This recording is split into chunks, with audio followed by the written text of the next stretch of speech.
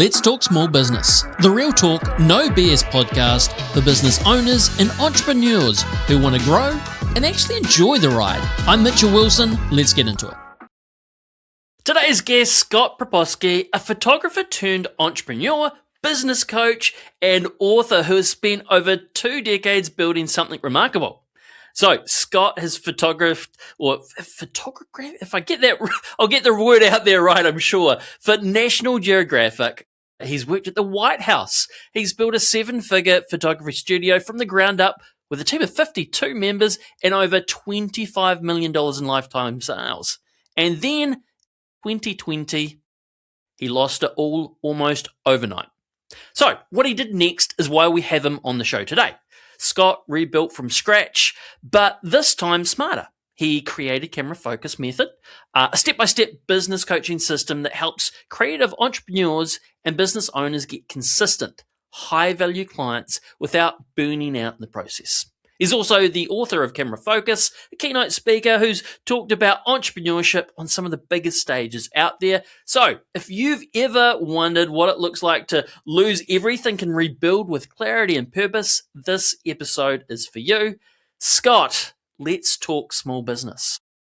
Let's do it, Mitchell. Thanks for having me here. I really do appreciate it. Hey, starting a little back when you built the 7-figure studio, you'd worked with National Geographic, photographed events at the White House. Most people would look at that and think you'd made it. So what I'm curious to know is what was actually going on inside the business at that point in time?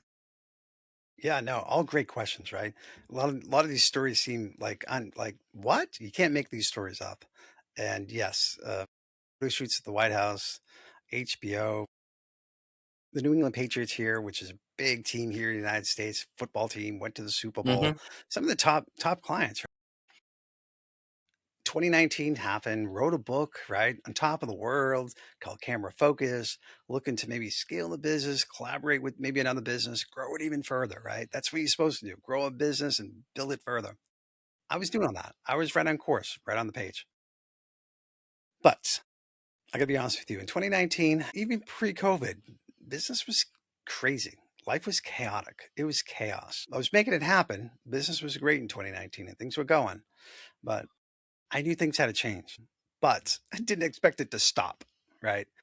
Not saying that I had it perfect in 2019. I was growing quite fast, like a lot of businesses do, but then it stopped dead in its tracks, right? Going on book tours, promoting the business, getting more business, getting more leads, doing more pop-up studios. We do an event photography at the White House. So here's the big pivot. Think about that. Pretty awesome, right? Doing all these great things. And then to absolutely nothing, zero. Not even conversations. Didn't realize what an impact that it was having on me. And then finding out how many other people had the same story I did. Yeah. Especially photographers, right? I wasn't alone. And it took me 3 years to figure out, to tell my story, to find out that I wasn't alone. I had big clients. Other people had big clients, wedding clients. Names were just the names. But the identity of being a professional photographer, growing, being thriving, and to lose it all is just after 20, 25 years, even 10 years, if you're a 10-year photographer and you got caught up pre-COVID, post-COVID sort of individual, it was very difficult. More than what people would ever imagine. When you say you kind of lost it all, obviously the business stopped. There's no way you were photographing things outside in person or people.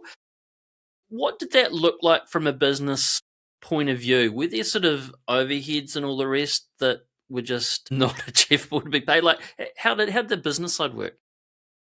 Well, nobody knew, right, what was going on. As a business person, you try to think 6 months to a year in advance. Just what you kind of do. The particular business I was doing Santa Claus photos, right? Santa Claus photos. It's still photography, but we had a system and a process in place. So it was systems and processes. You can hire people, train them what to do. It's McDonald's. It's a franchise. It's not McDonald's, not a franchise. It's the concept of having a system in place. Yes. And that was the most important thing I learned. I was growing from a photographer to a CEO of a business. What does scale really mean? What does process really mean? And that's what I learned really fast, so that we could have pop-up studios all around the United States, 12 dozen locations, to provide photography, good experience during the holidays. Well, after landing multiple year contracts with a lot of different businesses, Hmm. those contracts went away. Those people went away. They weren't doing Santa Claus photos by no means. Or nevertheless, we used to do events at the White House around different holiday seasons and Easter seasons. That's for sure. That wasn't happening, right? So you lose your team, 57, 52 people around the country. You lose your contacts. Contracts didn't mean anything. Written, so what? It didn't happen. And honestly, some of those events never did come back. Looking back now, what do you think, like losing everything, actually teach you in that moment that possibly 2 decades of success never could? Yeah, so the lessons learned, right? If I had to do it over again, what did I learn after losing everything over again? What would I do, right? What would I do is really focus on the profits, which is one of my books that I have out recently. Focus on the profits. I was building a business. I wanted to go strong. We hit 1 million. Okay, what can we do? How can we get to a $4 million evaluation? Sign contracts, long deals, big deals. Typical things you hear in Shark Tank, right? The television show and trying to get investors and growth. And I was living that life. But honestly, if somebody came to me today and said, I want to grow $1 million business, I'd probably challenge them and say, have you thought about a $250,000 a year business? Because I can show you, you can make more profit, make more money with a $250,000 business than you can with $1 million business. Okay, so you've said most photographers, and I'd probably say most business owners, fail not because they're not talented, but because they build a business like everyone else. Like, what do you mean by that? Well, you burn out because of chaos, no systems in place. You make it up as you go, right? Proposals come in, you're like, I don't know. What are we going to say on this job? What are we going to say in this quote? There was no system. Proposals were made up every time somebody calls. Hmm. What they needed. It's the stories I was telling myself or in my early days, like, well, I'll custom make it. I'm do what they want. Well, no way to really build a business, especially to scale, if that's your choice. Mm. Much different than running a solo business, a lifestyle business. A lifestyle business is a whole different sort of operation, a whole different business coach to show somebody how to do a lifestyle business. It's great. It's awesome. But then you have other people that want to build a business for growth, to sell it, to exit the business, to grow to a certain number, to find investors. That's a different conversation, different goals, different structures. So without that plan, trying to do it on your own, almost impossible. So there is that classic trap of being in business but never working on it. Okay. Yeah, right. Where do you see people spending the most time working in the wrong place? Gosh, so many different things. What I do see is people being all in on one thing in their business, thinking that I need to have an amazing website. We're putting all into the SEO and website. This is where we're going to bring business, and they do spend a lot of time focusing on that and time investments. Different people, landing pages and lead gens and so forth, which you all need absolutely. But the problem is, you can't spend majority of time on that one thing. And there's 40 other things within inside your business that you should be focusing on.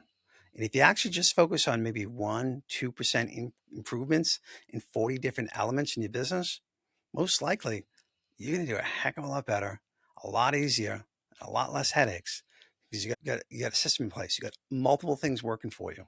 You're not just going to you're not going gambling, put all your money in black nine and roll the wheel. That's what you're doing when you do that, right? So small percentages, 2% into, having a business, target any business, right? But even photography, having a proper drip campaign. How much more business would you get if you actually had a proper drip campaign or email campaign going out to your customers that inquired about your services? Because you're probably not going to follow up with them. I haven't talked to a photographer yet that did, right? But let's set that in place. Okay. Most people say business would improve 20%. I'm here to say, let's plan on 2%. 3%, right? Let's go conservative. Now, okay, let's work on joint ventures, right? Collaborations with other businesses, work with other people's audiences. You and I are doing it right now. We're having a conversation, teach other people, but this is our space we're in, right? We're having a joint venture to, I'm not getting paid to be on this podcast. You're not getting paid to be on this podcast, but we're here to share ideas to broaden our business, broaden our network. I may know people that you don't know that I can do introductions to, and you're on the other side of the world. But we both agreed here late at night here in Boston, early for you, to take our time away from other things to be on a podcast. Okay. So the little things that are all stacking up. Stacking it up. One domino follows the other one. Now, when you rebuilt after 2020, you said you did it the right way this time. What does that actually mean, and what was different for you? Because before you said you had built a business. There were the things that were rolling. So what was actually different? Well, for me, as I turned 58, 59 years old, as I record this podcast, I actually had to have a really good conversation with myself, right?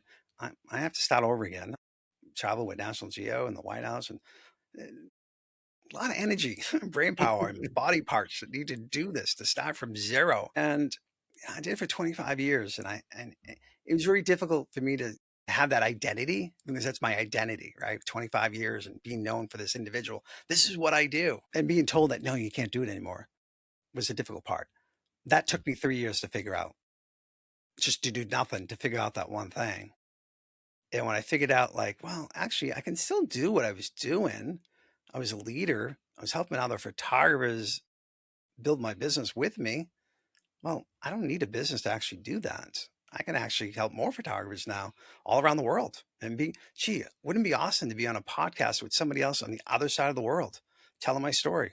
Here I am, right?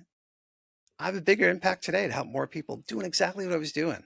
I wasn't necessarily a photographer. I did. The end product was a camera, just like many other businesses when you start off with. But then I turned photographer into CEO. And how do I run a business? So when I did Okay. it right, when I did it over again, I got to think like a CEO. I can't think like a photographer. Yeah.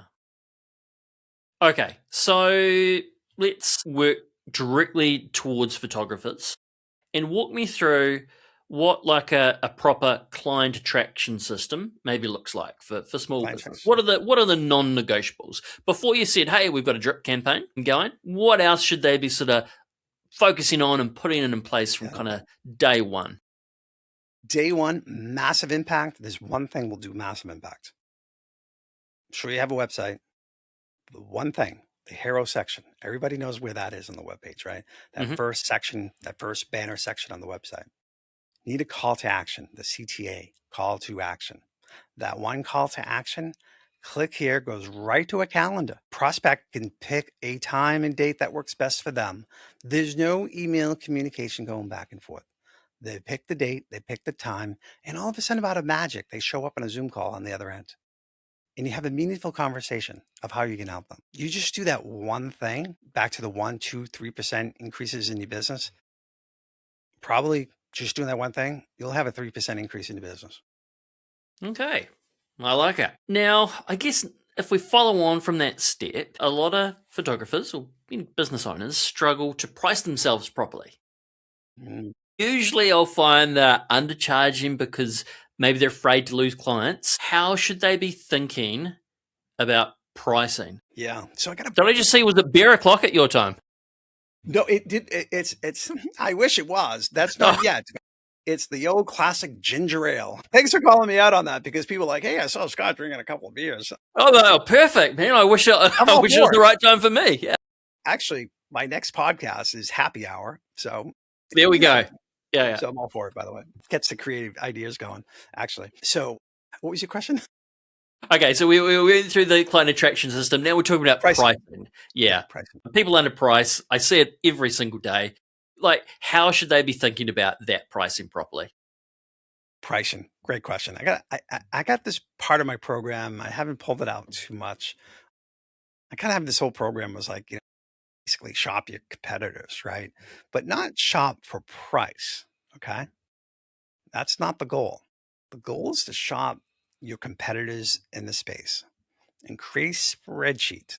Keep it super organized. I say look at a dozen, try to find a dozen businesses, right? Mhm. This is for any type of business, by the way, not Yep. just photography, right? And put this massive graph together and find out what's the one thing that nobody else is offering. Dial in on that. Because now you have less competition, you're being less commoditized. Mhm. Maybe there's something there. Maybe, right? Because no one else is offering it. You did all this research. Nobody else is talking about it, doing it. Perhaps maybe it's providing headshots, but you can deliver it in a minute digitally versus just headshots. And when I'm ready and I got them edited, you'll get them in 2 weeks, right? But what's your unique dominant position that is much different than anybody else? And the only way to do that is find out what other people are doing, not for price, but to eliminate any of, find out how do you stand out. Yeah. What do you think about imposter syndrome? Because I can see some, photographers out there, and they can charge. They've got the history behind them. They've built up the mana, but there are a lot of people that sort of coming into the industry and just feel I can't charge that. But maybe their product is still just as good. What do you think about it? Better. It's probably better. It could be, yeah. Probably, maybe. I'll tell you what's probably better is the whole customer experience. If you're kind of full of energy, you're ready to go, tonality, tone, talking to somebody, will supersede photography quality on a yes for a corporate client. Mm-hmm. Corporate clients don't say no to the price. They say no to the clarity. A confused buyer doesn't buy. With photographers in general, lots of things that they could specialize in. Weddings, houses, corporate. I'm sure I could come up with a list. They plow driveways, they wash cars, they clean cars. They can probably do that as well. Everything. What do you do? I do that. And the list goes on. Yep. So do you believe that they should specialize or be a jack of all trades?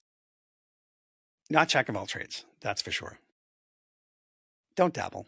If you're going to go into one thing, master it. Be the master. If you want to be headshots, be the master at headshots. If you want to be the master at event photography, weddings, whatever that may be, master it. Don't dabble. Now, that doesn't mean you can't do the other things. But most people, when you tell them all the things you do, they're never going to remember. And they're not going to know who called for what. So you don't have to promote all the other things you do so much to be known for this one thing. So much more powerful. When photographers come to you for your help, what's one of the biggest problems that they kind of have or that they're looking to solve? I need more leads. And I'm probably going to tell them, you don't need more leads. You probably don't need more leads. You probably already have the leads. What you need is a better offer and a product that solves a problem for your clients and your customers. If you can figure that out, or if we can figure that out, life's going to change for you quite fast. Because let's face it, if you're a solo entrepreneur running a business, lifestyle business, which most are, which I'm all for, how many clients do you really need? 20, 30, tops, more than that you can't handle. So we don't need a massive Facebook campaign and $1 million ad budget. We need to build relationships with 30 people. 30 if it's a corporate clients, right? You don't need that many. One thing that I've found a few creatives struggle with is the balance between the creative side and the business side of things. Yeah, and there's so much focus on having that creative right that I can see it sort of pulls away from maybe the need to do some things differently in business. For those creatives out there, how do they actually balance that? Because they do get the need. They're creatives. They need to do it this way and have it just right. So how do we sort of pull that back a little bit and say, well, look, we need to think about this with two hats on? Yeah, well, it's a great question. You're absolutely 100% right. And I was that guy. No doubt about it, right? But today we're living in different times. I don't care where you are in the world. The economy is much different. Competition is higher. Information's everywhere. You're being commoditized. You're being shopped. You're not just the choice, the local photographer who everybody goes to anymore, okay? The game has changed. And if you want to do this business to last a lifetime, is what I try to help people with. Build a business so you last a lifetime, or build a business that you can exit but don't want to, right? Is sales. Because the way the world economy works is somebody sells something and the other person buys something. And the only way that people are going to buy something if you tell them what you have. And if you can't communicate what you sell, nobody's going to buy it. And in today's world, it is almost a necessity that you know exactly what your offer is and what you're selling, very clear, so that people will buy it. And so many times, and you're right, creativity gets in the way. I get it. Uh, talk to somebody. What do you do? What's your offer? Well, I do photography. I'll do. When somebody calls and they ask for something, I can do it. Well, a little bit. I mean, what's your offer? Like, what do you actually do? And it's very difficult for a lot of photographers to actually answer that one question. What do you do? Well, I get this, what do you do? Well, it's kind of complicated. Blah, blah, blah, yeah, and I'm like, you lost me right there. If I'm a client, we're doing role play, don't do that. Don't say it's complicated, right? And it really is, it is complicated for them because they're trying to do so many different things. But in all reality, and this is where I try to help people, is focus on a few things and make small changes or small percentages and multiple different things. And one of them was like, hey, let's make sure that we know what the one offer is, that you can tell somebody when you meet them in an elevator. What is your pitch? What's your offer? But how do you even say it? Where I get even a little bit deeper, right? It was like somebody said, well, I provide headshots. Okay, great. How about we change that up a little bit, right? How about we say, somebody asks you, what do you do? I help salespeople in the auto dealership improve their sales with phenomenal headshots. Sounds a little different, right? I help sales professionals in the insurance business increase their presence with a perfect headshot that looks like them. Now, what I did there is just eliminate that whole AI conversation, right? Because most people know they don't look like them when they run them through AI. Wow, that I guess that leads to the next question, because it is coming from for a number of industries. Obviously, photography is one of them. How do you see this playing out? Because let's take headshots, for example. Now we can put a few bucks into the computer and get some headshots back probably a whole lot quicker. Now, you're right that they may not necessarily look quite like you. But I'm very aware that the technology is just getting better and better and better. So people do now, they've got options. How's this going to play out in the photography Yeah. world? Well, there's a couple of ways to answer that, right? I'm a little bit older. I got a little bit of gray hair. I remember the film days. At least you've got here. Yeah. Well, this is true, right?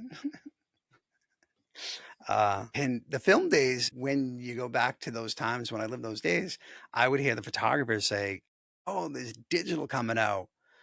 We're screwed. We'll never get any more business. Sell my gear. I'm out of this business. And they did. They left. And then you had digital photographers, new people like myself that came in and took the world by storm and did incredible things in photography. And then you had the iPhone that came out. Steve Jobs came out with the iPhone 17, 18 years ago. Oh my gosh, everybody's going to have a camera with them on their phone. This is going to change the world. Yep, it did, but didn't change photography. Not at all. That was 18 years ago. So here we are again. AI. AI is going to take over photography. We're screwed. I'm out of the business. Well, I'm here to say after 3 decades, no, that's not the case. Photography is not going to end. It's going to evolve. Yes, just like film did with digital, it evolved. So photography will evolve, not end. So when you have that kind of concept that, you can have the same mindset as a photographer in the film days and say, I'm out. It's never going to work. Yeah, it's never going to work. You should probably end.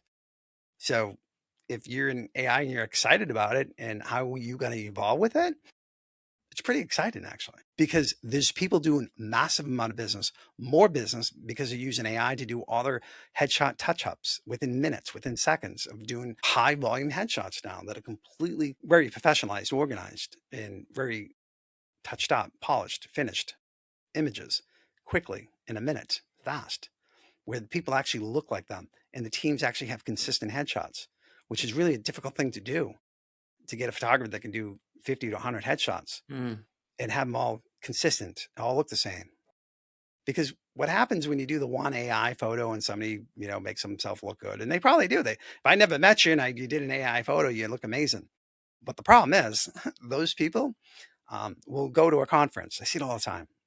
There's speakers at events and they got to use AI for the headshot and they doctored up the headshots in the brochure, right? And they show up on stage. Everybody's looking around for that guy or that girl, not them. Like, Hey, are we in the right program? Holy cow, it didn't look like her at all. Well, I feel duped as a attendee to that workshop. I do. It's happened before as well, though. A lot of them thinking a lot of real estate agents, their headshot's probably 20 years old. Yeah, right. What are you doing? Don't do that, right? Because it actually impacts the sales, right? It does impact the sales. And by the way, 10 years ago when you said headshots, I remember my mom, 20 years ago, I love her, miss her too. And she'd say, headshots, are you taking photos of actors and actresses? What do you mean, mom? You know, no, but she's right. There was a time when you said you had a headshot, you were an actor, you were in a Broadway play. Today, everybody knows a corporate headshot is not a just corporate headshot. Headshot has now turned into a corporate headshot where everybody wants a headshot. 20 years ago, got to be an actor. Okay, so a lot of what you're talking about here is mindset. Okay, AI is either going to take your job or it's going to be a tool that you can actually leverage on. So a really good segue. I understand you're part of Strategic Coach program, Yeah, and how'd you know that? Yeah, that's right. you said it changed something fundamental about how you saw yourself as a business owner. I'm interested to know what shifted. The one thing that shifted was thinking 10 times bigger. Was actually 10, there's a great author, friend of mine, Dr. Benjamin Hardy. X is easier than 2X, right? I was friends with Ben and Dan Sullivan. I was in the program. Dan Sullivan wrote the book in conjunction with Benjamin Hardy. And Ben I've read the Hardy. book. Yeah, great. I actually read, talking to Ben as he was writing the book, saw the draft, read the draft before it came out. Hey, if you see anything wrong with the book or anything you want to add, absolutely. Read the book, lived it with him. I love it. Dan told me the story, what he was going to do with Ben at the time. It had a bigger impact on me. 10X is easier than 2X. And that one thing changed my life because that's where I turned into $250,000 business to a $4.2 million in evaluation in businesses with signed deals and long-term contracts, right? I didn't have the $4.2 million in my pocket, but I had signed deals and contracts for long-term contracts worth $4.2 million, right? And the only way I would have ever gotten there was, and it was easier to grow 10X than it was 2X because the way I had it laid out and planned out accordingly on paper, planned it all out. I didn't just make it up. Oh, maybe I can do a second location and I'll take a little bit of this and I got some extra equipment here and maybe I'll you kind of make it happen. You make it up as you go. But when you think 10 times and you have 10 locations and that much work and that much time and that much effort spread across the United States, you can no longer do it in your head. You have to write it down. You have to keep track of how many you need, how much time, hourly. We're open 12-hour days, 10 locations, 60 days in a row. What does that take? Do the math, figure it out, right? And that's the business plan. And now I knew kind of what I was doing here. Hey, if I can do this and get 10 locations and then they all sign 3-year deals, I can grow this business pretty fast with just only a few customers. Because some of my customers had multiple locations. A lot of small business owners, I kind of believe, tie their identity completely to their business. When it's going well, they're great. When it struggles, they fall apart. Now, you've gone through that whole process of, hey, it was going great, then it fell apart. Did you learn to separate these two, or were you caught up in that yourself? Tell me about that side. Oh, completely caught up in it. It's mindset to begin with on my success, where I'm going. White House, National Geographic. I was camera focused. No, it wasn't an option. This is what we're going to do. But it was that mindset, right? And I didn't have the option of like saying, well, if this doesn't work, I'll do this. I never even went there. I already assumed that this is what I was going to do and what's next. Literally, that's looking back on it. That's how I thought. When I was Dan Sullivan and Ben Hardy, 10X is easier than 2X. Okay, well, this is what I'm going to do. Boom, here's the plan. Boom, went out and did it, right? 2 years later, 10 contracts and a bunch of things going on. I had a vision. I knew exactly what to do. That was my vision. So when that all disappears, your mind is already in it. I would do events. I would go to the White House and do an event. I'd be at the White House and saying, I felt like I've already been there before. Because visually in my mind, because there was so much I mean, it's muscle memory. You have to. You're a professional. What you got to do. You're an expert at it. You know exactly something breaks, what goes. Like you can anticipate the problems before the problems even happen. It's that in depth and detailed you do in these projects. So your mind's already there. So when that gets taken away, and you no longer know what to do next, that becomes a problem for a lot of people, including myself. Hitting back on that 10 times, you talk about like working less and earning more. I know for some business owners listening, it kind of sounds like a bit of a fantasy going, oh, well, if I need 10 Yeah, times my business, I don't want to be working 10 times more. yeah, right. So, what actually does have to change so this is real? Because I know that it's real. We see this every single day. So, from your point of view, can you explain how that kind of comes about? Yeah. I mean, I had a conversation with a photographer just today. A year ago, he was in the program. He was struggling with mini sessions and competition, Mm-hmm. $100 sessions, $200 sessions, struggling. That was a year ago. Today, conversation, him and his wife. We're talking about how to bring the business to a $5 million evaluation. Okay. Very quickly, very fast. He's doing sports photos, school and sports photos, with a contract with a school, right? And a very prominent part of the United States. And it's like, he was on the call with his wife, and I'm not calling his wife out on on this, what she said. But she says, I said, well, we got to figure out how many people each day you have, do the math. You know, if you got 1,000 people that day, well, we have to have 7 setups, divide it up, mathematic game here, right? And she was like, well, no, I mean, we could do it ourselves. We don't have to do it in a day. We could just spread it out over 10 days if we need to. You could, perhaps, or you could do it in one day. Because what's going to happen is you're going to get other accounts. I know you will. And if you have 5 accounts and you do 5 accounts over 20 days, that's going to really suck. But if you have a system in place and you do 4 setups, 3 setups, and get it all done in one day, because you can hire anybody. You don't need photographers. You're the photographer. You're the chef. You're the cook. You don't need photographers. You need camera operators. If you can set it up, tell them what to do. You don't have to do it by yourself. That one example, they'd be struggling. Working 20 days, 30 days, at one school doing school photos. How are they even going to get another account? They're going to be burnt out. It would be almost craziness, chaos. I can already see it in my mind, right? And that one thing shifted was like, yeah, that makes sense. That makes sense. So that alone, that conversation for them today, Mm-hmm. before they got too deep into it, they're solidified. Yep, we got to create a team. And they don't need, we don't need to know the names. They don't need photographers. They don't need that sort of skill. They need to be people that work at Starbucks or cafe, pleasant people that know how to actually deal with people. Those are the people you want. And then train them what to do. Give them the 10 steps. Do 1, 2, 3. Here it is. That's it. You got a system. You got 5 setups. It has to be the same. So now you need a system in place. What do you do? How do you set it up? What's the pose? What do you do? Break it down, break it down, break it down. And then basically what you're doing is you're creating a system and a process in place that's repeatable, that you can get other people to do, that you can do multiple times, multiple occasions, all around wherever. Simple, basic. I mean, it's business 101. How do you scale, right? How do you grow? How do you utilize your time so it's not you all the time? You got to have a method. You got to have a system. You got to have something in place. And it can be that photography job. It can be that school or event photography and have 10 schools and 10 school contracts and getting the team in place and have a great business working 20 days a year. Literally, no joke.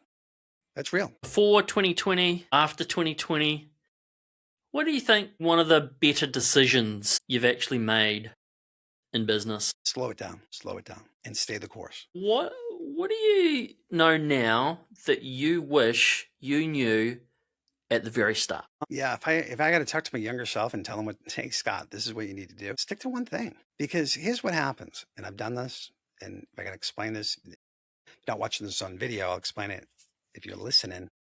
And this is what happens. Quick story. I love stories, but here's how it goes. We all have these ideas, and they're awesome. They're great. You're flying high. So you're right on top of this hill. Imagining yourself on top of this hill, right at the top, flying high. Great idea. Then you start getting into it. And you start sliding down the hill a little bit. Now you're sliding a little bit more. Now you're kind of like almost halfway to 3/4 sliding down the hill. And you're like, you know what? I'm out. This sucks. I'm out. So then you go back up the hill and you start all over again with another idea. And then you continue to slide down the hill. Sucks. I'm out. Start all over again. Versus stick to it, get down to the bottom of the valley, and then work your way up. Punch your way up through that. Because walking uphill is kind of tough. It's challenges along the way. But if you actually know that you actually want to get to the tip of that summit, Mount Everest, right to the top, you know exactly where you want to go. And in order to get to the top, that valley, that's base camp. Base camp, you need a team of unique people that do different things so you can get to the top of Mount Everest. Not all photographers, everybody needs to do something different. What's their unique skill that adds value to the team so that you can all make it to the top and you're at base camp? Build a team, know where you want to go so you can get to the top of Mount Everest. I love it.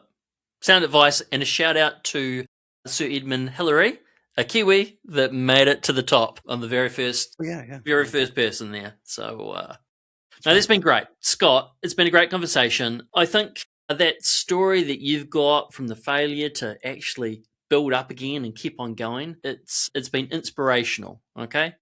So that's one of the things that I love about business, not giving up, keeping on going. So before we wrap up, where can people find you, connect with you, learn more about Camera Focus? Tell us where to go, what it's all about. Yeah, camerafocusmethod.com. Keep it simple.